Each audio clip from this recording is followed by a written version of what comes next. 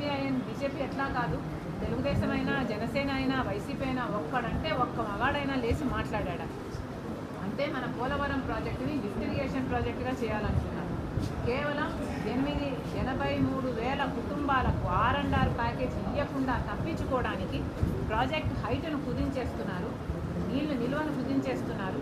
మేము ఇలా అయితేనే సాయం చేస్తాము అని బీజేపీ చెప్తుంది. దానికి జీ హుజూర్ అన్నట్టుగా వీళ్ళందరూ సై అంటున్నారు. అంటే బీజేపీ పార్టీతో అంత కుమ్మక్కయి ఆంధ్ర రాష్ట్ర ప్రజలకు అంత మోసం చేస్తున్నారు. అందరూ ప్రతిపక్షమైనా సరే, ఇటు అధికార పక్షమైనా సరే. జగన్మోహన్ రెడ్డి గారు బీజేపీ పార్టీ గురించి వ్యతిరేకంగా మాట్లాడరు, చంద్రబాబు గారు జనసేన ఎలాగో మాట్లాడరు. ఎందుకంటే ఒకరిదేమో కూటమి సర్కారు సక్రమంగా పొత్తు పెట్టుకున్నారు, జగన్మోహన్ రెడ్డి గారేమో అక్రమంగా పొత్తు పెట్టుకున్నారు, తెర వెనక పొత్తు పెట్టుకున్నారు. ఇది ఏం పద్ధతి?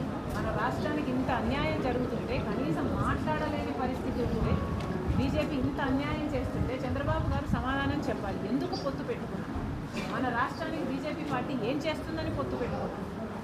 ఏం మేలు చేసింది, ఏం మేలు చేయబోతుంది?